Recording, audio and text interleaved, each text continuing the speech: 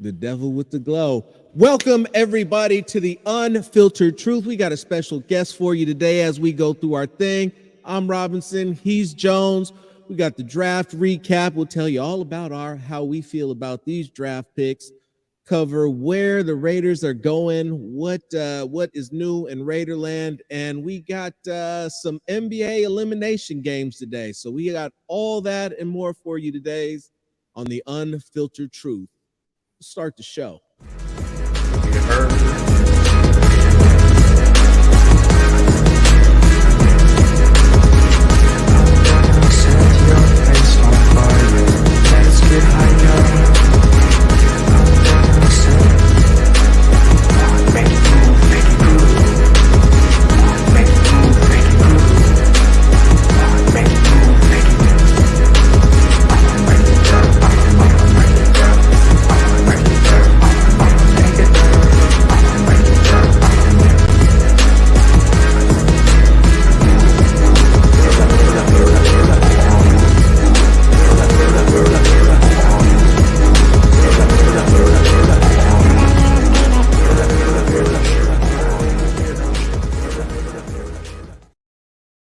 And we're back. Jones, how you doing?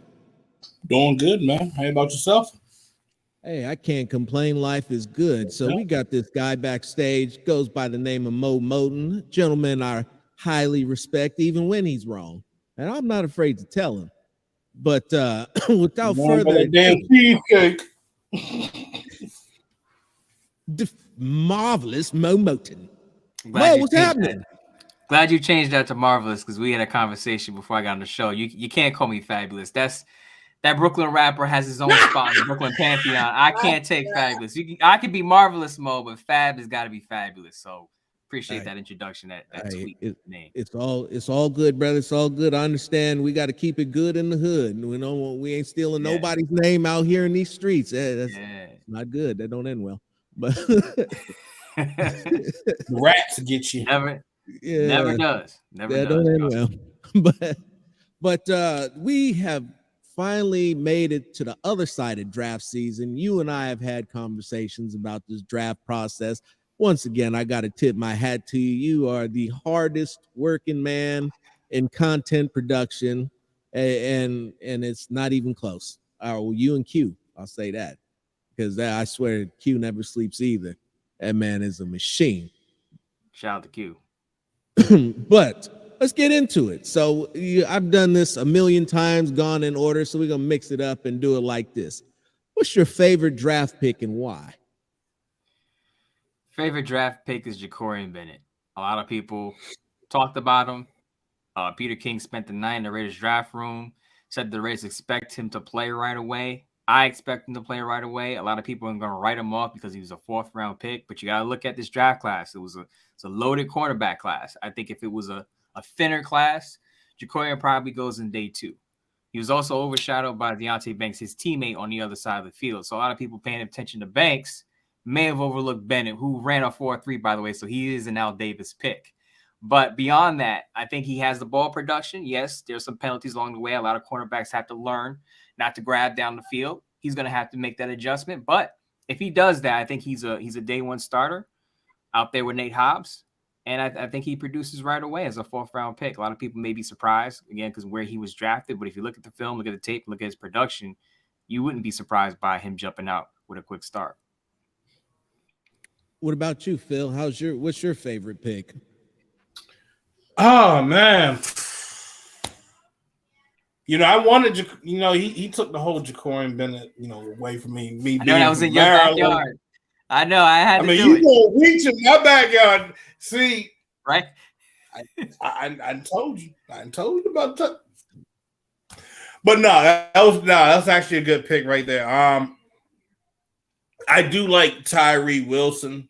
I know a lot of folks are getting triggered and having PTSD, wondering like, oh God, this is Cleveland Farrell 2.0. Oh my God. I don't see that. I don't see that at all. This man is stronger and faster than Cleveland Farrell, and he doesn't walk stiff like he has something up his ass. This man can move. He can. I literally seen this man armbar a guard and move him out of the way. A 300+ pound guard and just said, "Move, bitch, get out the way." That's what I want from my D lineman. Whether he's the edge rusher, whether he's the defensive tackle, that's what I want. I think they're going to be able to get a lot out of him. I know folks who I've talked to, they're going to work him at outside linebacker as well. So, people got upset about Chandler Jones and his performance. Well, ladies and gentlemen, that's his replacement. Mm-hmm. His replacement, and not a bad pickup. At that particular time, I think I was still in my feelings that all the players that I really wanted had already been selected, with the exception of Christian Gonzalez. And so I had to go back and study the tape. And then when I went back and looked at the tape, I still wasn't convinced. But so I dug a little deeper and looked into Rob Leonard and what Rob Leonard has been able to do with guys with his body type. And you go back to thinking about some of the New England defensive linemen, and more importantly, a guy like Matthew Judon, and the comparison, the body is there, the skill set is there. It's going to take some development, obviously, but everything that you'd want is there. Once he gets, and looking at him, he's a lean 275. Yeah. And so as a lean 275, that tells me that he could very, very easily get up probably to at least 290. And if he's able to come off the edge with the amount of athleticism that he has right now, because 15 pounds should go nicely on him, especially with the NFL strength and development program. And we could be looking at a super beast in years to come. Now, all that being said, that wasn't my favorite draft pick. My favorite draft pick, which absolutely blew my doors off, was Chris Smith II. For that is everything that you could ask for in a safety, a consensus All-American, a two-time national champion, a ball hawk, a hitter. I mean, would you prefer him to be 6'2" and 215, 220? Yes. But I mean, we can't have everything, can we? Nah, we can't. But with Chris Smith, you get pretty fucking close. Look, what I will say was Chris Smith was my second favorite pick. Doesn't run the 4.344 speed at the 40, but who's running 40s on game day? All right, so let's throw that out of the window right there. And let's just say it's where the Rays are going to play him. I think he's going to be that center field type safety where he's going to be able to read the quarterback, read the play, and make decisions on the football. And that's what he did at Georgia. So I think that's a pretty good pick in round 5 for the Raiders. Oh, for sure. And when you go back and look at the tape, as I did, I challenge anybody to find a receiver that got behind him. For a guy who's running a 4.640, I never saw anybody behind him, and he was in position to make a play on nearly every football, and didn't seem to have a problem chasing guys across the field either, not just vertically, but on crossing routes, intermediate, short, all kinds of it. I see him coming up to make plays from deep safety in the backfield on a toss sweep or a jet sweep. I see him knocking tight ends. I actually wrote an article about it. It's pinned to my Twitter, Phil Robinson III. Go ahead, take a look. Shameless plug. Never. It's always about self-promotion here. Anyway, so it was everything that you expected from Trayvon Moehrig, except for a guy who finishes the play instead of getting there. And Ziegler, when he asked about him, compared him to Daron Harmon, which I went back and looked at Daron Harmon, whose nickname is the closer. And Chris Smith certainly has that capabilities. If you're going to take to the sky and challenge him, he's going to get his hands on the football. And explosive players on defense have been defined as guys who get to the quarterback and guys who get to the football. Chris Smith can do a little bit of both, more of getting to the football, but if you send him on a blitz, I'm sure he could get home to the quarterback too. So So Robinson, by my count, we got 2 Raiders starters on day 3. Is that what you're telling me right now? Rookie Raiders starters. Is that what you're saying? Chris Smith, Corey Bennett, week 1 starters. Yes. Glad we're on the same page with that. So we're not starting off with any disagreements, which is a good thing. We're off on the right foot in the show. Absolutely. Well, you think about a lot of what people think is that he's going to take Trayvon Moehrick's job, and that couldn't be further from the truth. And Patrick Graham's 4-2-5 or 3-3-5, however he chooses to deploy his front 6, he's running 3 safeties regardless. Yep. And the way that they've set this up, they've got some roughly. So new corner is kind of weird to me because when you think corner, you think about 6'2", 6'3", but nowadays you're seeing guys coming in between 5'5" to 6 foot with bigger corners starting at 6'1". And that's really going with all the DBs. So everybody's coming in at about 5'11". And so you've got Nate Hobbs, a big at 6'2", Brandon Faison at 6'3", and you got Jacorian Bennett at 5'11". And we get into the Tyler Halls and the Amik Robertsons and the Duke Shelleys, I believe. You're short, you're smaller guys. And that's just the way that the league is going. I'm not necessarily always a huge fan of the little guys, but sometimes they deliver and play with heart. That was Devin Witherspoon, but I don't want to talk about the pick that got away from the Raiders because I literally brought a spoon to my Bleacher Report studio as I was doing the show, campaigning for the Raiders to draft Devin Witherspoon. What happens? The Seattle Seahawks pull the rug out from under me, draft him a couple of spots ahead because people thought that they were going to take Jalen Carter, and that didn't happen. Once they didn't take Jalen Carter, you knew like, okay, if it's not going to be Carter, because there was some buzz before the Seahawks made the pick that they made a mistake with, I forgot who it was. I forgot, his name is escaping right now, but he got into a ATV accident. He was a second round pick. I think it was McDowell. No. Yeah, no, it was McDowell. Yeah, it was McDowell. Yeah. He was a second round pick recently, got into an ATV incident, and people were saying because of that and because of some of the players that they've had in the past, the Seahawks weren't willing to make a risky pick with a top, with a first rounder. So this is part of the reason why they may have passed on Jalen Carter and went another direction. Nah, I mean, I think everybody in reality will just like, look, taking Jalen Carter would be overall just a damn risky pick. I mean, yeah, everybody can say, well, the Eagles did. Well, look what's all around the Eagles. They got like 10. They got a whole board over there. They have a lot of together. Exactly. They got a lot of veteran presence on that defense.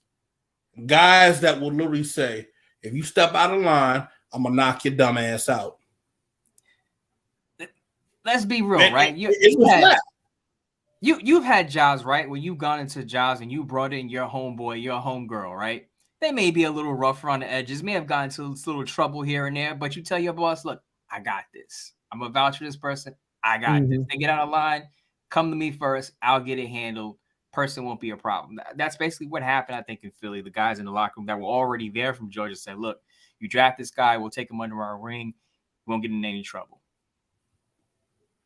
No, certainly. And not to mention with all the guys that they had that left along the defensive front, the way that they like to conduct their defense, they need a guy who's capable of doing that. And honestly, their whole D-line is on a rotation, so nobody will ever notice that he's getting tired every 4 plays. I'm just saying. And he is he's really a 2-down guy. I mean, and here's another thing. What was it? Jordan Davis, they got him. We didn't see him that much for Philly. Got hurt last year. Just saying. Got to work that rotation. So we've gone through that. We've gone through the best pick. Now let's get to the worst pick. Oh no, man. I don't want to go with Trey Tucker because I know that's on everyone's mind. I don't want to take the low-hanging fruit here. So I'll go in another direction. I'll say Aiden O'Connell, and I'll make the case that was the worst pick. Simply because me preferably, I want a mobile quarterback. Yes, Aiden O'Connell can process the field. He read about half the field at Purdue. Yes, he has a quick release. Yes, he's accurate in the short to intermediate throws. Needs a little more in the deep throws. I think he needs to be a little more accurate in those throws. Takes a lot of chances. But to me, in today's league, where offensive linemen don't get a lot of practice as they did back in the olden days when we were growing up, your quarterback is going to have to be able to improvise. And that's the weakness of Aiden O'Connell. So if the offensive line isn't hitting, isn't protecting him on any specific week, is having a bad day while Jimmy G's on the sideline nursing his knee, ankle injury, whatever it is, and Aiden O'Connell's on the field, if the offensive line isn't protecting him, it's going to be a rough day because he's not going to be able to evade the pressure. He doesn't give you that option. A lot of people say, well, we don't need a running quarterback. It's not about a running quarterback. It's just about a quarterback who can give you that flexibility that if your offensive line isn't at its greatest, he's able to move in the pocket. And Aiden O'Connell doesn't give you that flexibility option. That's worrisome if Jimmy G continues this pattern of getting hurt. Jones. Ooh. I'm gonna be real. I gotta side with Mo on this one. Aiden O'Connell, man. Just hearing that pick, I was like, but you had a better chance of taking kid from BYU. Jaron Hall. Yep. I was like, oh, God. And then when I looked at the scouting report of the private workout, and I was like, oh, dear God. This man really said, yeah, he's got an arm like Tom Brady. I was like, oh, fuck. Here we go. I said, here we fucking go. I try to defend this motherfucker. Try to defend this son of a bitch. But no. He wanted to go and do that stupid shit and go and draft Trooper fucking Rodney. Oh, man, here we go. If you've seen Super Troopers, put in... You thought you wasn't getting it? Put in Trooper Rodney... and do the comparison photo of Aiden O'Connell. Huh? You want me to show you? You want me to go that far and do it? Because I'll do it. Are we gonna pull up the visuals? No, no, don't tempt him. You know he's got it on deck. Look. While he's doing that, I'll go ahead and say that honestly, you brought up my top two worst picks, and now I recognize that one of them is a potential chess piece for a move to be made later. Mm-hmm. But when you brought up that 5th round draft pick, not 5th, 4th, excuse, I don't even know. God damn it. It was just a 4th. I was just instantly filled with contempt. Disgust just doesn't quite go far enough because there was a long list of guys, at least probably 8 to 10 deep, that I would have taken before we got to Aiden O'Connell. And I honestly would have rather they picked Tyson Badgett. Wow, we're going that far.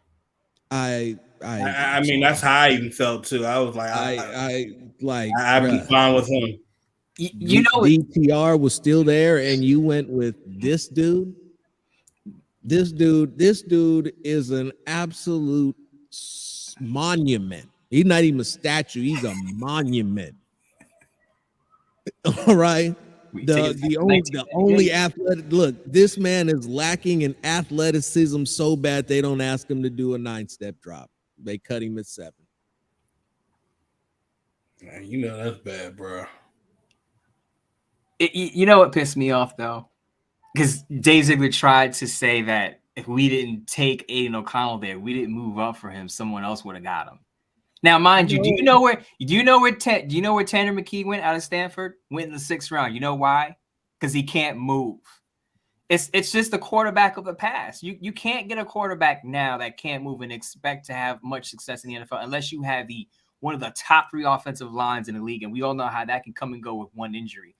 There's no way you say, oh, he was in demand and somebody would have came up and swiped him.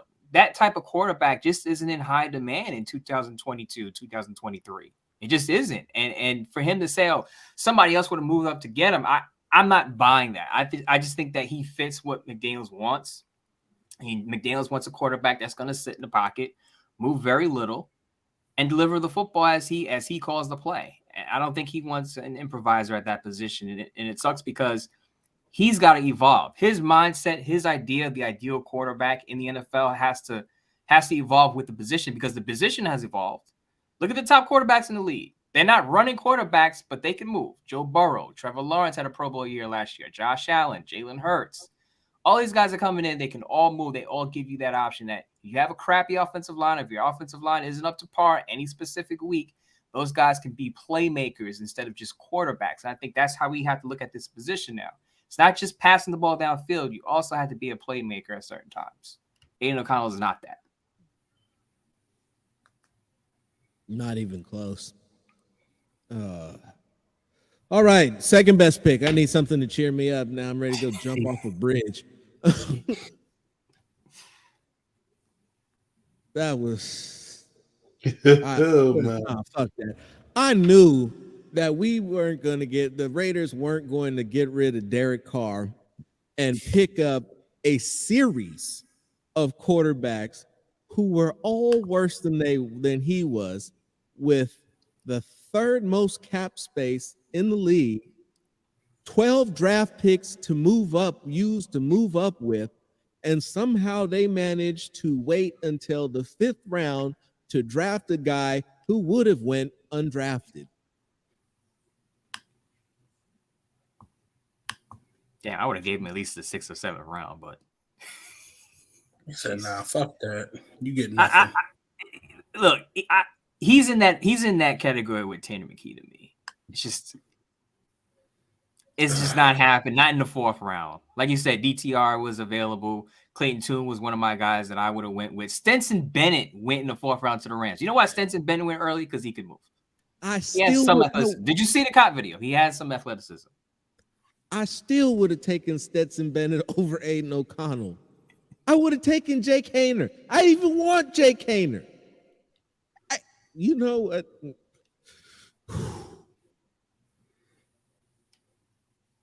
I would have taken Levis over Aiden O'Connell. We going there? We really going there? I would have taken Levis over Aiden O'Connell. All right. I can live with that. Now, I say it honestly. Yeah, I can live with that. Not in the 1st round, though. Just putting that out. Or the 2nd, maybe the 3rd. But I don't know about that one, bro. Have you seen Aiden O'Connell? Sir. If you hold on. How do you want to tell me have I seen Aiden fucking O'Connell? You said you didn't know about that. Just I'll pop on the tape and watch it again because I don't think you're there yet. No, I'm there. I'm fucking there. And you know what? Here, have a look at this fucker. You see this motherfucker? Oh, we got the visual. Oh, you know he did. We have this. We had it. You know I made this shit after we drafted him, and y'all damn sure don't want to see the one I got for Jalen Carter. Oh no, do not! The only thing that would be better if you had him as a gift with the Uncle Rico, he could throw a ball over that mountain. That'd be about the only way this could be better. Look at this. The Jalen Carter photo side by side had me dying when you put it in the group chat. I can't. The drug. I mean, look. If you look at the two, they really look a lot. Like 100%. Like if that was his long lost mother, then shit. Same state. I know, right? Right. Come on now, don't get us canceled. You know, Mo still got an image to protect, and he's taking shots right now. He I don't think. Actually, you know what? We can't go that. I don't think we get canceled. I don't think we get canceled on that one. But I mean, yeah, we ain't going down that rabbit hole. Yeah. That's for let's pull that up. Let's pull that up. That's for the paid content wall. I'm paying double for that. Yeah, we can't let that one go for free. I let the viewers put that one. Anyway, so now that I've gotten through that disdain, let's get back to I'll say this before I close this image. All you gotta do is get that motherfucker some cola.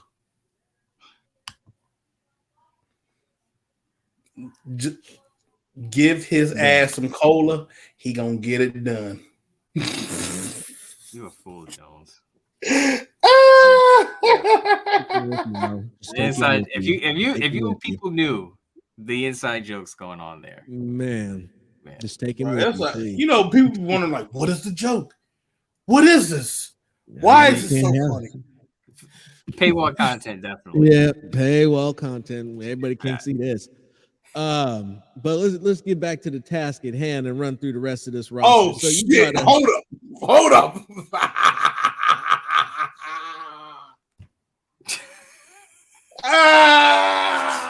and then the train got further off the tracks, and the comment section got into it, and we are swiftly headed down this slippery slope. If y'all want to donate, go on. Let them all come in now. You done started. If y'all want to donate to my tip jar to see what comparison I have to Jalen Carter, please hit me up. Most on point comp I've seen, by the way. I'm just gonna leave it at that. Right. Let it flow. So let's get back to the second best pick, Mo.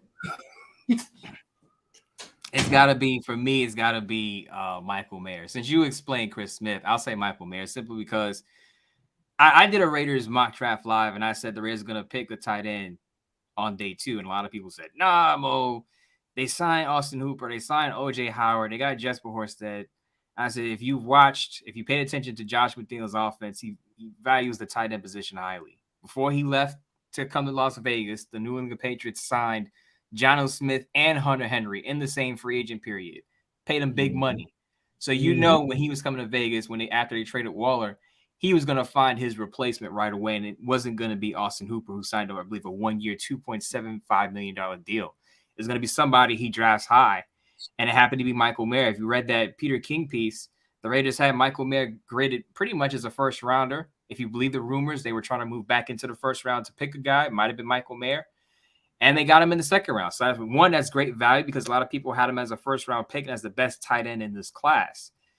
So the whole baby Gronk nickname, we'll see if he lives up to that. But I think he's another day one starter. He contributes right away simply because of how Josh McDaniels runs his offense. I think Michael Mayer is going to be an immediate contributor. I got mixed feelings about that. So as far as the player goes, absolutely second best pick. I would say my second best would probably be Bennett, because Bennett fit a position of need, not a position of desire. I think that with what they had at tight end, they would have definitely been at serviceable at minimum.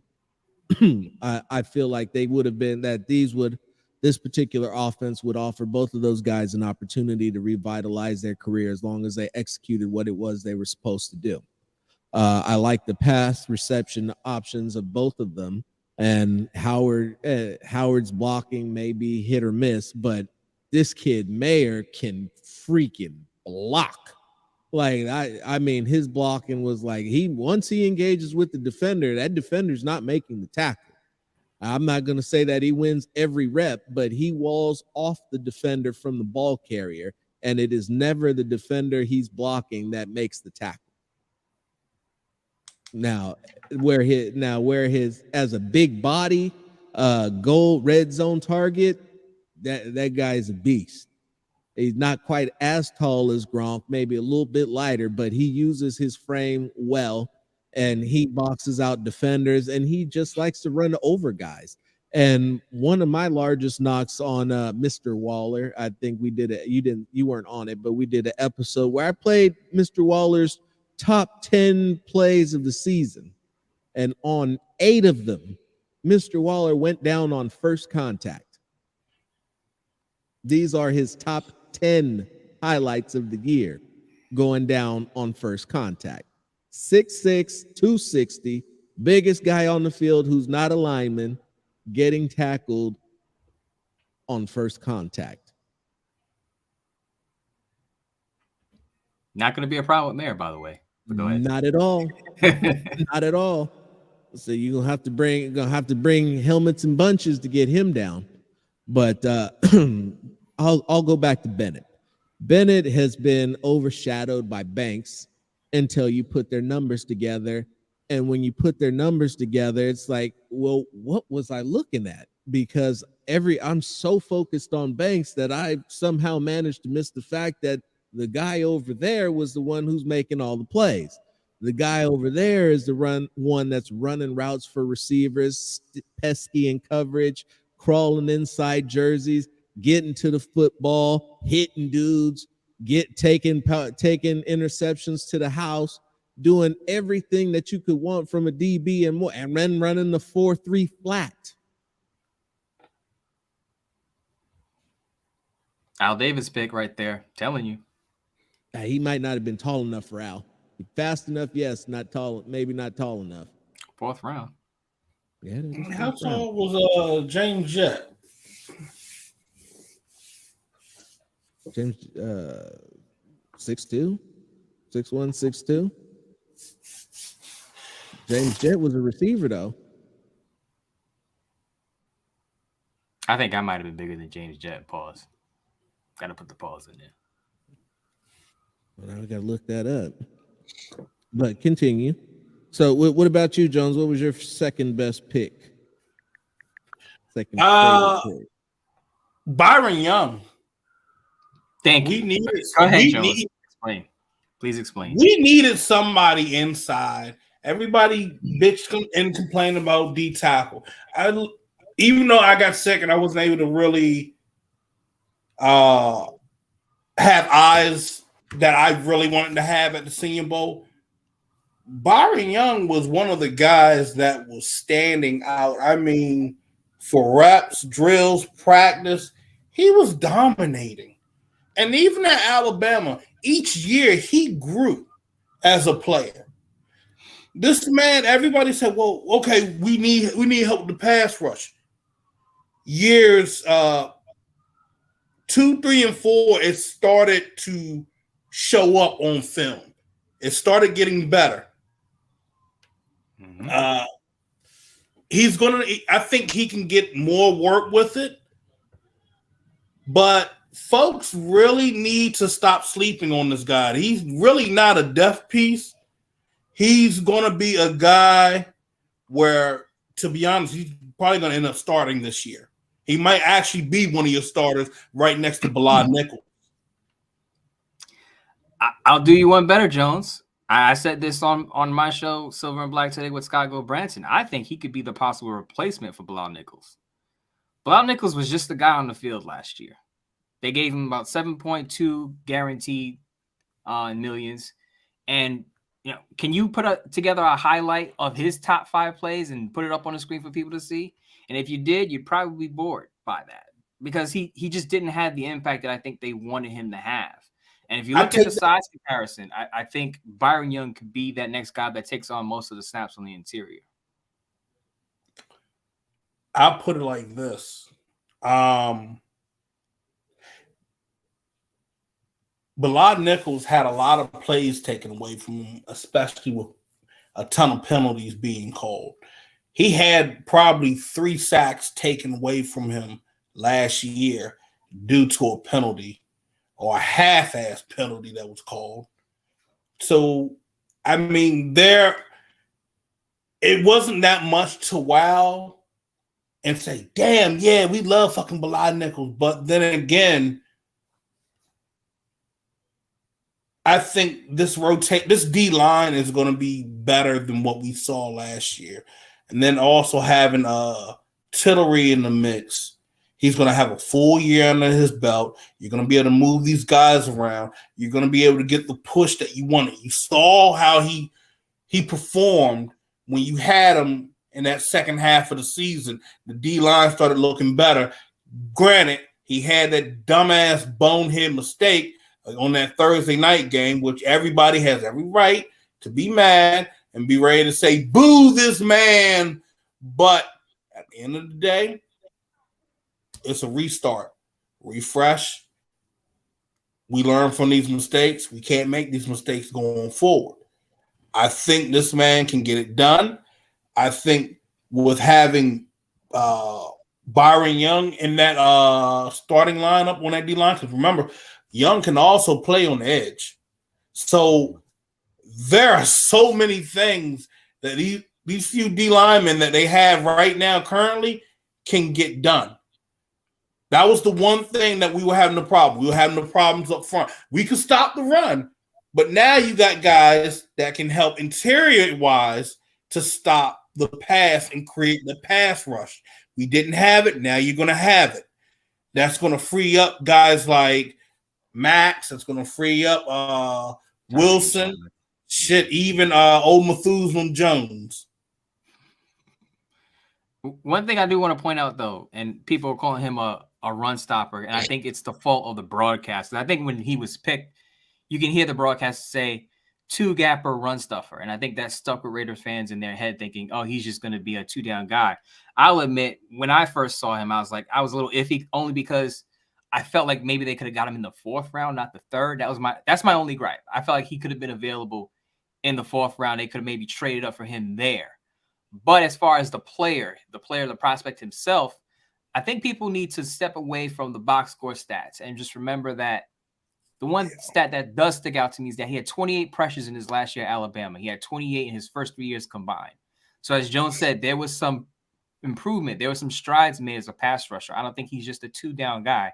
I think he can stay on the field on third downs and rush the passer along with, as you said, Max Crosby, Chandler Jones, and even Tyree Wilson all on the field together. Again, they use him as an edge rusher. So that should have gave you the indication that he can be a three-down lineman. I mean, he wasn't the sexy edge rusher that everybody's talking about from the guy in Tennessee, but if he can stay out there for that long period of time, that is what you want, especially with the way teams are doing nowadays where, shit, they going for it on fourth down. I need to have a guy that can stay out there for all four downs and still keep that same tempo and same energy that we've been needing, that can still bring the pressure, can still bring the heat, that can still knock somebody's dick in the dirt. Am I right or am I wrong? Absolutely. An interior presence has been sorely missed from this team for quite a while now. I mean, 'cause I know a lot of Raider fans, y'all want somebody to fuck somebody up. Y'all want a D lineman that's going to get in, shoot to that A gap or the B gap and fuck somebody up. Well, he's like, mama, who there? Who done fuck me up? It's that big motherfucker right there. But he's not that big, though, because he's still under 300 pounds. Now, he has every bit the opportunity to get there, and I like what he can do is not having to be the nose tackle. And what a lot of people don't understand, like you said, is the pressures were there. But when you go back and watch the tape, he's very good with his hands and fighting off blocks and crushing down rush lanes and doing everything that he needs to do in order to be free, and not even just for himself, but to make life easier for his defensive ends and outside linebackers. For everybody who wanted Will Anderson, nobody looks at he would kind of be like a Alden Smith, Justin Smith comparison. Alden Smith got all the sacks, Justin Smith did all the work. That's what you could potentially be looking at with the situation with Byron Young and either Tyree Wilson or Max Crosby. Is that guy, him and Jerry Tillery, to do all types of work up the middle and get that interior pressure, make life easy for the defensive ends because they're forcing the quarterbacks to come to them instead of having to run the arc play after play and get sealed off by a running back that stayed in the block or is slipping out in the flats from underneath them. So he also did a lot of work with Patrick Graham, because Patrick Graham coached the Senior Bowl and got a chance to look at almost all of these guys that they drafted in depth and really see how they responded to his coaching. And so for everybody who said that we needed to get defense, I was one of those people, and there were many. He went out and did the best possible job that he could do. Now, the one thing that really truly still angers me, and we'll get down the road actually, as we get into what's your third least favorite pick or the second worst pick. Did I already go second worst pick? Probably did. I don't think you did, but we could talk about it. Here we go. Let's go second worst pick. My second worst pick was Amari Bernie, however you say his name. Bernie. Listen, I got no disrespect to that man. That man did what he needed to do to get to the draft, and I respect it. I'm not going to hate on him. However, I have a colossal problem with failing to address the linebacking position with an actual linebacker with 12 freaking picks in the draft. And once again, the Raiders are taking a player from another position and converting him to a position that he did not play the majority of his college career because they know better than everybody else. It has not worked for them ever. It's probably not going to work for them now. Look, I'm not going to take a dump on the Amari Bernie pick like that, simply because I do like the fact that he has a safety background. I think that could help him if he's going to play a hybrid type role. I'll address the elephant in the room, and I'll say the Trey Tucker pick. I know Raider fans want to cope with the pick and say he could be the next Tyreek Hill. Yeah, he could be, but how many Tyreek Hills are in the NFL right now? How many Tyreek Hill like players are in the NFL right now? It's a very high bar to set. I don't like the superlatives of setting up a bar that high for a late third round pick. Now, Trey Tucker he does bring the speed that the Raiders needed at the wide receiver position. He's a fine returner on special teams. I get all of that. But he's basically the fourth best slot wide receiver on your roster right now. And I know Dave Ziegler said he sees Trey Tucker as a complete wide receiver. But the Raiders, he's not going to contribute in a big way on offense, at least right now. And as Robinson alluded to early in the show, this probably means that they're going to trade eventually Hunter Renfrow probably after June 1 so they could save more money and cap space on him. But that's what the pick says to me. But I just don't think you make that pick right there. I think you can get a Trey Tucker on day 3. You don't get that pick in the third round at pick 100. And that trade value, which is something that I didn't consider until I had watched you bring it up, and then I thought, yeah, that is probably about what that means. And then some other back channel information that we've come across that made it make sense, but in the third round, I was beside myself because once again, linebacker, without a doubt. Right now, there are 31 teams with a better linebacking core than the Las Vegas Raiders. Got a point. Listen, they're not going to go into the season with Robert Spillane and Divine Diablo as their top 2 linebackers. I put out an article recently. Spillane, Diablo, and even Masterson, they all struggled in coverage last year, giving up more than 100 in passer rating. So no way they have those guys as their front runners. They're going to make a trade or a move at some point to bring in a veteran to be a stopgap, similar to how Denzel Perryman was. But I hope it's a guy who's better in zone coverage than Perryman was, but they're definitely going to put a Band-Aid on that position. They bring up Isaiah Simmons. I see the name in the chat.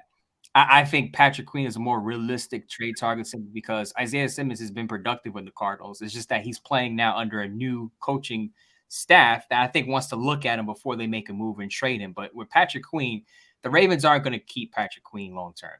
They just signed Roquan Smith to a 5-year, $100 million extension. They just drafted Trenton Simpson out of Clemson. Patrick Queen is clearly that odd man out. They paid one of their inside linebackers, and they just drafted one early in the draft. So Patrick Queen is on the way out. It's just a matter of where he ends up. Now, the question is, what does he want? I mean, he doesn't have much say, but in terms of giving up capital to the tune of Hunter Renfrow, the question would be, what does he want, and how much does this regime value him? Because they don't seem to value the linebacking position, and he's up for a new deal. And if they're going to trade Hunter Renfrow for a 1-year rental, basically as a cap cutting move, then I guess that would be within their rights to do so. But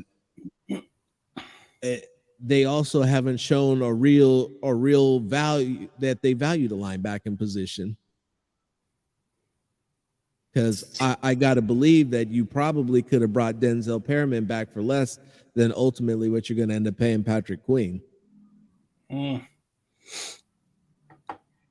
Look, moves will be made. But I hate to cut this short, but I gotta dip, you guys. Right on, brother. I appreciate it. Got a show following this, so I appreciate everyone joining the chat, tuning in with us and rocking with us. We got to do it again sometime. Again, hate to cut it short, but as you said, busy dude. Mo's got a show that he's got a co-host, or I'm gonna have an angry co-host who's gonna put my head on a platter if I'm not there in a couple of minutes.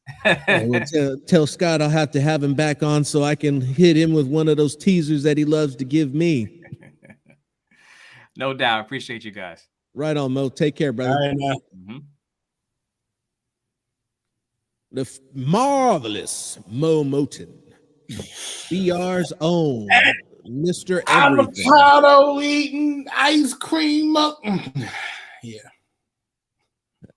Mo is a football genius. Don't ever go to him when it comes to food. You might regret it. But so we've covered a great deal of those. We Burnay, we've got O'Connell, Bennett, Mayer, Wilson, Tucker, the strategy behind Tucker.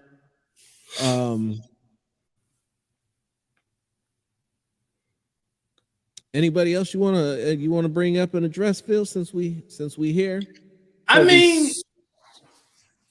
look, I'm not gonna drag Burnay.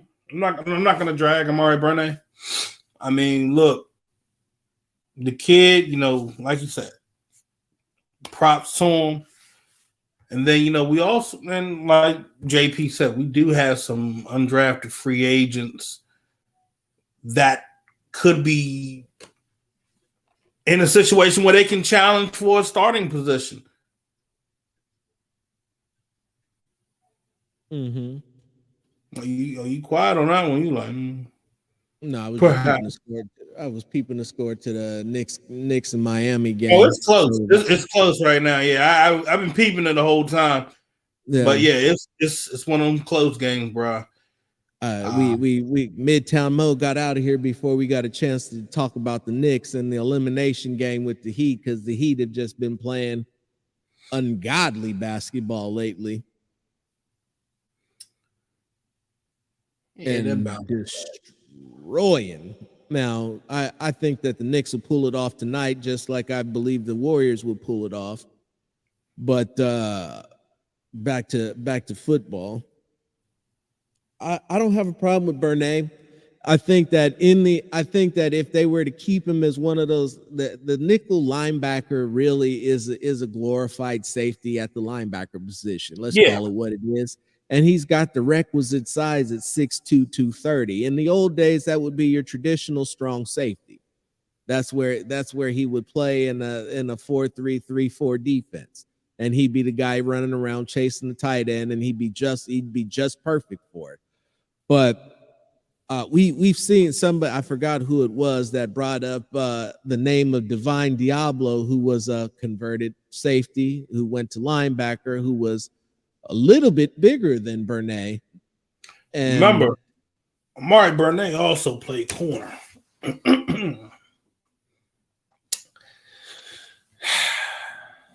And the most important thing that I remember about Amari Burnett is that last year he was a defensive back and not a linebacker.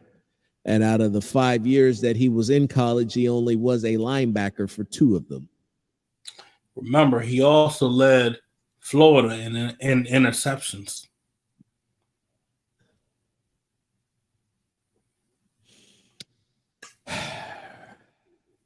Bro, what was Florida's defense ranked? I don't want to get into that column. So then he led Florida's defense in interceptions with a whopping this many. And I'm not talking about 11 either. But regardless of that fact, I hope that the young man has success. I really do. I hope that he takes to the teachings that they have. Yes, Sean, we've heard the stories about Paul Mao gaining weight and playing more in the box. And to that, I will tell you once again, we're treading into that territory of taking guys who play one position and asking them to do something completely different, change their bodies, and play another. Until he has success doing that, that is setting him up for failure. Yeah, because literally, he's going to have to put on. I got to know, like, has he put on this amount of weight? Has he done this amount of pounds? I mean, because guys can. Because he's only 211, bro.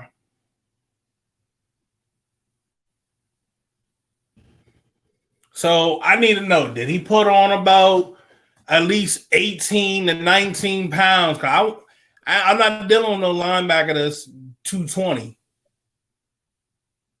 Get pushed around like a rag doll. Well, most of the linebackers on this team are in the 220s. It's not 220. Nah, they got they're in the 230s. They're in the 230s. Yeah, Spillane, Bolton. Spillane is Thomas can be 230 if he puts on a couple pounds. Spillane's he's basically 230. He's almost Manga is 245. Matheson's 234. Huh? I said who Manga? Oh boy, you're one of your USC linebackers. Bro, let me tell you, bro. Fuck, man. Divine Diablo is 220. Okay, he's 226. Dan Butler, nothing in his ass, 221. Amari Burney, 233. Curtis Bolton, about 229, 230. 229? Yeah. They about 230, because at the end of the day, when you look at them, like, they got them listed as this, but they're going to end up adding some weight going into the season. I don't think they're making the weight that they're listed at. And the big larger issue that I have with them being 220 is that is 225 plus 230 is that they're all 6'1". A couple of them are 6'2", and it's one thing to have lighter linebackers. The new wave is everybody in the NFL is 5'11", 5'10", 5'11", 6 foot, 6'1", somewhere into that. The guys need to be able to see into the backfield. And you're looking at converting guys' positions. You're asking them to look through linemen and make decisions on the fly. And the beautiful thing is that offenses aren't using traditional fullbacks anymore, because there's no way that these guys will be able to stop the run. Nope. At all. I just call a spade a spade. I put it like this. I do expect the Raiders to still pick up a linebacker. Because, again, like I've said countless times, there are going to be guys that are going to get cut. There's going to be a lot of veterans that are going to get cut. And the Raiders are just going to just pounce on linebackers. Raiders are going to make a few of their cuts. Free up some space. And I'll say this shit. There's literally a guy that's still been sitting there untouched. He's only had one injury season. He has not lost a step. And if you want speed on that back end and you want somebody that can still hit, I say you're going to put that money up and go and get his ass. I think the trade's probably going to be more likely in terms of what it can do for the salary cap to this year and next year moving forward. Whether or not you're thinking about trade for option 1 or go and get option 2. That is basically still in the free agent market. I think that they probably may actually, if they play their cards right and they're able to move option and go with option 1, that should free up enough cap space to actually go and get option 2 as well. That's if they chose to be aggressive. If they finesse and get option 1 and option 2, hey, bruh, I'm just gonna say they're gonna need to do it soon though. Patrick Graham, that motherfucker gonna be grinning like a motherfucker. You seen that motherfucker smile? He gonna be like a damn beaver. He be like, ha ha. He be looking like a mad scientist when he be smiling. I would love to have a conversation because I'd probably learn a lot. But he do be looking kind of Sideshow Bobbish with his smile. This motherfucker said Sideshow Bobbish. I hate you for that. Yeah, you ain't unseeing it now, bitch. But I cannot stand you, bro. This nigga says Sideshow Bobbish. Disengaging with the O lineman when you're that it's not gonna happen. It's not. It's you got to shoot gaps when you're that size, and that's literally all you can do. But when you look at who's in the linebacking core for this team currently, they're bringing in guys off the street and expecting them to start. That should tell you all you need to know. Because whenever you're looking at bringing in guys off the street and they're getting an opportunity to start, you are doing bad at that position group. And if their starters happen to get hurt, and you're really doing bad. We saw what happened last year when they finished with all 3 of their starting linebackers on the IR. That didn't end well. So a lot of people were calling for Patrick Graham's job when he had absolutely nothing to work with.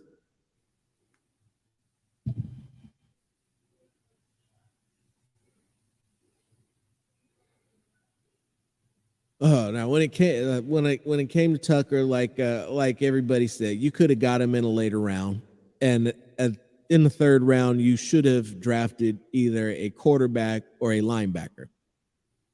If you've already taken your defensive lineman, 2 defensive linemen at that point, and gotten your tight end, the 2 glaring holes in the roster were your linebacker, your other linebacker, and you had a 3rd glaring hole, which was the 3rd linebacker or the first backup, because that position is just not being addressed and continues to not be addressed, and it's kind of frustrating. But if they do, in fact, use Hunter Renfrow as a trade piece, then that would probably be your answers to why they went in the direction that they did with Tucker.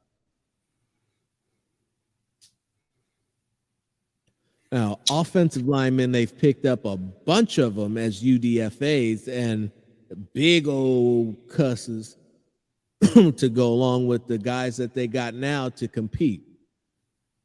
What they are doing, and the front office and McDaniels, is bringing competition at every position so that nobody can afford to get complacent.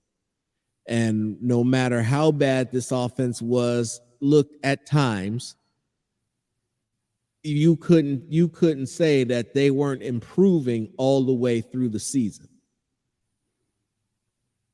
We started off playing musical chairs, everybody. Oh, what are they doing? We need to have 5. Like, listen, a football team has 53 guys for a reason. If you use all 53 guys to help you win a game, what was more important? Only 5 guys playing, or only your 11 guys, 22 guys playing, or all 53 coming together to get it done?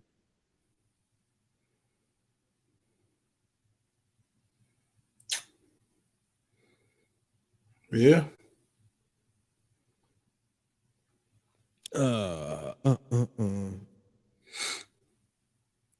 So I mean, look, the only thing I can really think of right now,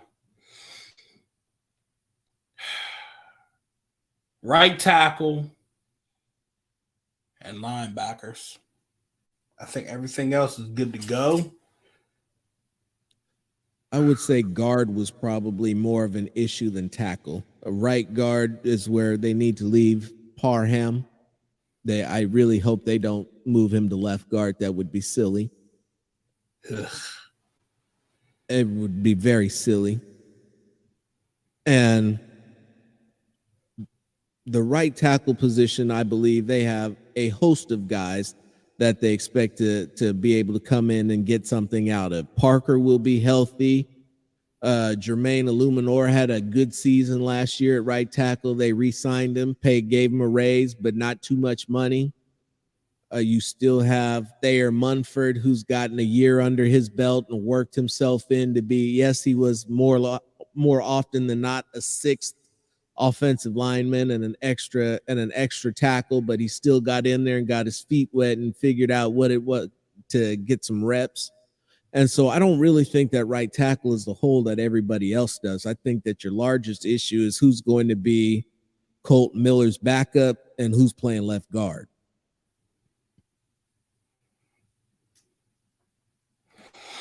Finesse, are we good at corner? We have a ton of them. We've got a full complement of guys to play every type of style.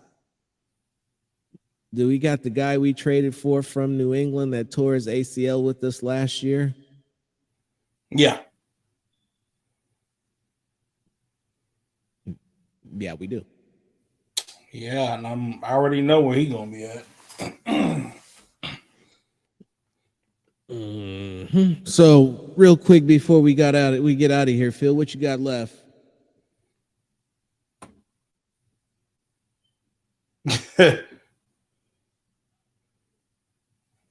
Oh man.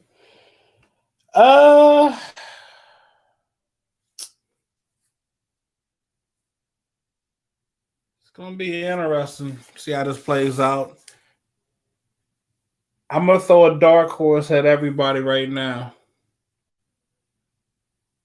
Due to the fact that Josh McDaniels did not make an attempt to get a quarterback early on.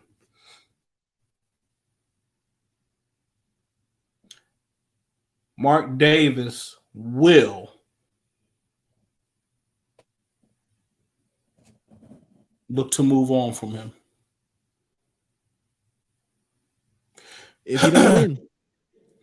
If he cannot win and Garoppolo goes down and you look at the fact that, well, maybe if you got one of those quarterbacks early on, you wouldn't be in this predicament. Now you're without Jimmy G because he's probably got hurt. I'm not wishing this. I'm saying if this happens, because I'll be real. Well, you know how our fucking luck goes. But if it does happen, to be your luck. Shit, you look at Jimmy's track record. I mean, I was trying not to go here and say this and keep it on some positivity stuff, but the reality of the situation is that the quarterback room has been grossly mismanaged. You got a guy who gets hurt frequently as your starter. Your backup is supposed to be a mentor to the guy that you just brought in, who nobody ever wants to see on the field play. Why? Because he is a monument, not even a statue. He will stand the test of time in the pocket. He ain't moving nowhere. Get that boy some cola. Bruh, you can get it. You could get him some Colombian marching powder and it wouldn't help him with any pep in his step. This man is going to stand there after he gets to the top of his 3-step drop because he can't go too much further than that. And maybe he'll be able to deliver the football with a quick release if you block for him. If he's got to make a move, he's going down and going down hard. This is true. But like I said, as I stated, I think it's going to come back and haunt him. I think the fact that he waited and knowing that he had multiple opportunities to get a quarterback, and if I'm Mark Davis and I'm anybody else within the front office, I'm just going to be like, hey, what the fuck? You had every opportunity to get this shit done, and you didn't do it. So, as everybody else wanted me to tell you, pack your shit and you're out. And dip. The only reason why you probably won't see Ziegler gone is because he went for Ziegler first before Josh McDaniels. He looked at getting his general manager before his head coach, which is actually the correct way of doing it. So I'm just going to say that, hey, you know, I hope he knows what the fuck he's doing. I hope it works out the way that he envisioned it working out, because you look at we are swiftly approaching the territory that every Denver Bronco fan warned us about, of him coming in, getting rid of all the talent, bringing in his guys, and not being able to win. And then once he's gone, there's nothing to work with. Luckily, we still have all of our draft picks, but there'll be no Waller, potentially no Renfro, no Carr. You got what? You got a year of Devontae Adams left, maybe 2, after he plays out the guaranteed portions of his contract. And then you're looking at a 33-year-old receiver that you're paying top dollar to. As Devontae Adams, he need to get his money. But at the same time, he's not going to be going, if Jimmy can't be there to get him the ball and he can't do his thing because you ain't got no quarterback, you now are the laughingstock of the league once again with this offensive genius who couldn't seem to find a quarterback that he could use for his system when there was a plethora of them available. Yeah, I mean, literally, there's no excuse. None.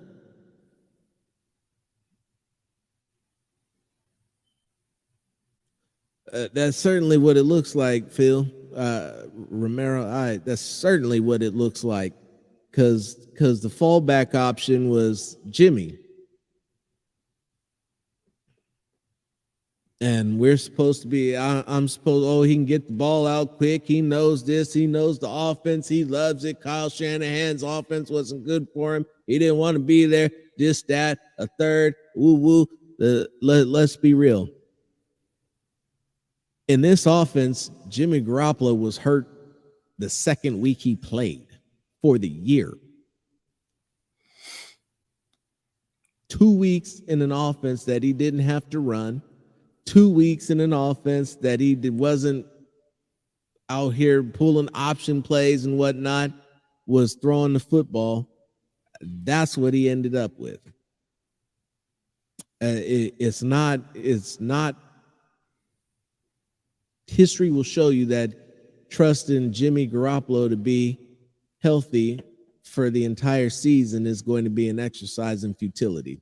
I hope that I'm wrong. I really, honest and truthfully do. And I'm going to say this shit right here. If he can't, I don't want to hear the media, the mainstream media.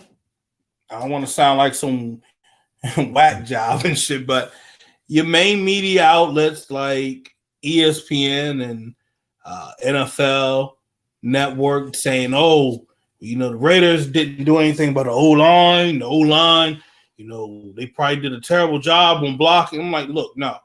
I need you guys to shut up and start watching the tape closely, because you're not. I've been seeing too many times you guys are talking out of your ass and not watching the fine print details of what's going on in the game. Some of you guys even slipped up and even said you didn't watch the whole fucking game. Please, for the love of God, stop doing that shit. If you're going to talk about a team, please go back the way things used to be and do your fucking research. Please, that's all I ask. Or ask somebody that does. Yeah. That would have. I mean, I ain't cheap. For you. Hey, look, I ain't cheap. You know, I come with a price. Okay. Every man has one. My DM is open. If you want something, hit me up. Don't talk out your ass. I hate that shit. And as always, you can donate to the ME Foundation. Just open up your hearts and your wallets. Just make that donation right there at the bottom of the screen. But that's all what we got for real quick. I get this last question. Could we have gotten a QB without selling the farm? Absolutely. You could have traded the draft pick, converted the draft picks into a higher draft pick, and drafted your quarterback on the rookie deal. Got a more talented QB that's without a doubt going to last longer than the one that you have right now, and it wouldn't have cost you much more than what you're paying for Jimmy. In terms of free agency, you could have gotten Stidham for about $5 million. And you could easily find yourself in a better situation than you were last year, or you could find yourself in an equally compromised situation to a quarterback that you don't expect to play every game, which is why they worked in per game roster bonuses for every week.